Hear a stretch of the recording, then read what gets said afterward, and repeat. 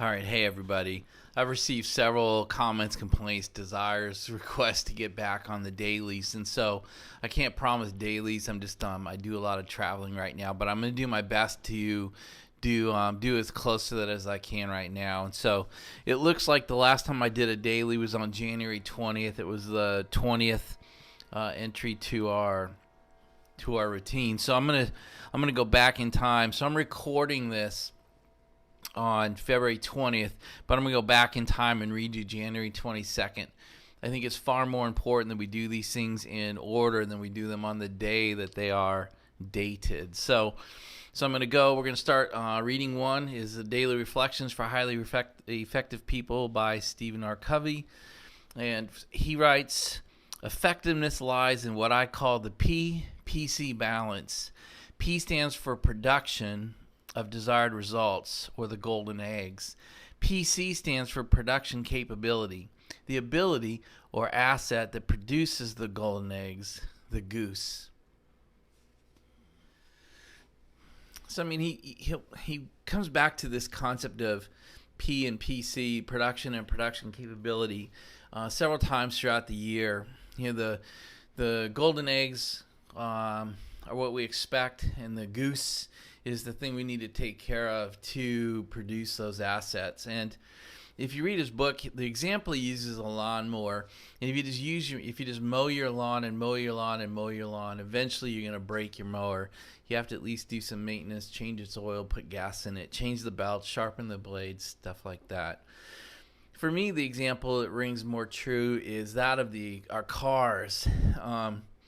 If we don't put gas in it, we eventually run it out of gas. If we don't change the oil, we eventually blow the engine. If we don't check the coolant level, if we don't check belts, if we don't get it maintained, we just keep driving it and driving it and driving it and expecting the car to do whatever we need it to do whenever we need it done without any care for the car itself. Eventually, it's going to let us down and break. But that's one example, and really what it's meant to do is show you the example for your relationship with your husband or your wife, or the relationship you have with your friends, or the relationship you have with your children or your neighbors, or your house, or your job, your employer, your work associates.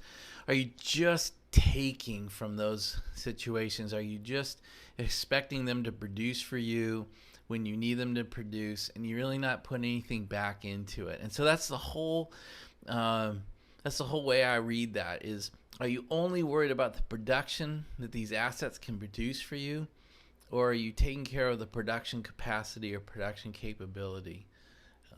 That's it. All right, so we'll move on to the second reading for our day.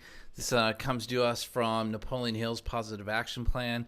And for the same day, for January 22nd, it talks about too much truth will make some people madder than too little. And what he's saying here is, being honest with others doesn't mean being brutal. It isn't necessary to tell people everything you don't like about them under the guise of being frank with them for their own good. Sometimes it's better if we don't know every person's innermost feelings about us. Respect for others' self-esteem often means telling them too little truth instead of too much. So I want to be careful with this one, because it might seem like he's condoning little white lies or, hiding things from people. I don't think that's the intent at all. In fact, I think what he's trying to say is, we need to be open and honest with people, but we don't need to be brutal about it. The question that we should be asking yourself, is this helpful as we prepare to say it? So I just want to make sure that my interpretation of this is not to lie to somebody about how you feel about them, but is disclosing everything about your belief in them, helpful, needed, and kind. That's just how I read that. All right. I have a part 3 today, and that's I've been collecting the Seth Godin quotes that I like. So I've got one it's actually from today, the 20th, and he titles it, Just Getting Through the Day. To what end? Is tomorrow another day to get through? After you get through all the days, then what happens? What if we saw opportunities instead of tasks, or chances instead of risks? I found this one pretty effective. It makes you think. I hear too many people say, I'm just trying to get through today. I'm just trying to get to the end of the day. Just trying to get through the work and get home. I'm just trying to get through the week and get to Friday afternoon. Or I'm just trying to get to my vacation. And when we talk like that, it just makes yourself and everyone around you feel like you're miserable and that you hate your existence. And to what end? You make it through today, and then what? You got to start over and say the same thing tomorrow. You make it to this Friday, and then on Monday you start over hating and getting to next Friday again. And I just think if we find ourselves living like that, we've got to start asking questions. What can we do to improve it? What can we do to change ourselves, our situation, whatever is making us say, all I need to do is get through this, whatever you define this to be. And I just found that a really effective or meaningful set of questions to ask myself on a daily basis.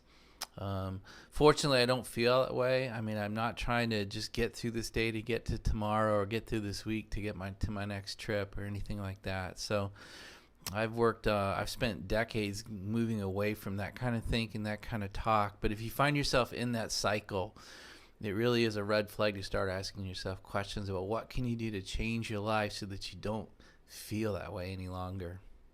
Hope that helps.